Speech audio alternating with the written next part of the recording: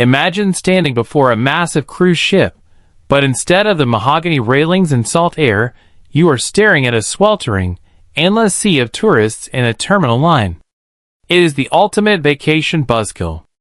We have all seen the chaotic queue that looks more like a high-security airport bottleneck than the start of a luxury getaway. Regardless of your excitement level, nobody wants their first memory of a voyage to be aching feet and paperwork. But what if I told you that I effectively ghost that entire crowd? I have mastered a specific technique to bypass the masses. This isn't about being a high roller or having elite loyalty status. I am not suggesting you buy expensive priority access packages like The Key, either. There is a specific workflow I use for every departure that catapults me onto the deck incredibly fast, frequently in less than 10 minutes from the moment my Uber pulls up. Today, I am pulling back the curtain so you can replicate this efficiency. Why shuffle along in the standard lane when a fast pass exists to get you to the Lido deck with a drink in hand while others are still fishing for their IDs? This golden ticket is known as express boarding. It isn't a matter of luck or a random selection process. It is actually a systematic result of your own preparation. Now, the cruise lines don't always do a stellar job of highlighting this, but it isn't some hidden upsell. It is essentially a reward for doing your homework before you ever leave your house. When you step into that terminal, you will typically see 3 distinct paths: the standard crawl, the VIP suite entrance, and the express boarding lane. To earn your spot in that third one, you simply need to execute 4 specific digital tasks. These must be finalized prior to embarkation day, ideally, the moment the window opens. Everything happens within the official mobile app. First, use the digital scanner for your passport. Do not type the numbers in manually. The app needs that verified optical scan to trigger the express status. Second, ensure every single field of your personal and emergency contact data is 100% complete. Any empty box is a red flag for the system. Third, snap a high-quality security selfie for everyone in your traveling party. Finally, and this is the deal breaker, you must submit the digital health declaration exactly 24 hours before departure. Once that final health form clears, your digital SetSail pass should transform, displaying the coveted express boarding badge.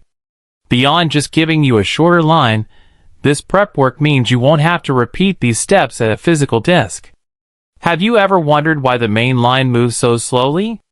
It's because those people are handing over physical passports, waiting for agents to take their photos, and correcting typos in their names, while a line of 500 people waits behind them. It is a massive drain on your vacation time. The speed of this process is honestly startling. On my most recent departures from Florida ports, I was through security and onto the gangway in under 8 minutes. This isn't a reward for people who sail 50 times a year. A first-timer can do this today. It is entirely about digital literacy and forward planning. So why do most travelers ignore this? Usually, it's because they treat cruise check-in like a domestic flight. They assume they can just wing it at the gate. However, check-in windows often open 45 days out, and those prime morning arrival slots vanish instantly. If you procrastinate, you're stuck with a 2 p.m. arrival time, which eats half your first day. Some people think arrival times aren't strictly enforced, but the real reason they miss the express lane is partial completion. They do the photo but skip the passport scan. Or they use the desktop website instead of the mobile app, which often fails to trigger the express status. Or frankly, they are just a bit lazy about the paperwork. But they are missing out on the psychological victory of the skip. Do you know that feeling when you hit the HOV lane on a congested highway and zoom past a sea of brake lights? That is exactly how it feels to walk past the main terminal queue. Even if the standard line only takes 30 minutes, that is 30 minutes I could spend exploring the ship before the crowds arrive. Early boarding offers tangible perks. The buffet is pristine, the staff is energetic, and you can knock out your mandatory muster drill before the elevators get slammed. When you arrive at the pier, specifically in major U.S. ports, keep your eyes peeled for purple signage. If you did book a suite, by all means, use that dedicated line. But for the rest of us, the express lane is the holy grail. Security screening is the same for everyone, but the magic happens right after. Instead of sitting in a plastic chair waiting for your group number, you walk straight to a mobile agent who simply verifies your face against the app and sends you toward the ship. It's that simple. Just make sure your selfie isn't a mess. Take it against a plain white wall. Don't try to use a photo where you're wearing sunglasses or standing in a crowded bar, as the AI will reject it and force a manual retake at the pier.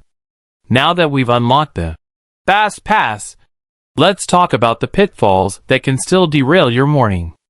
Even with express status, these blunders will stop you cold. First, documentation errors. You must have your physical passport or birth certificate, depending on your specific itinerary and citizenship.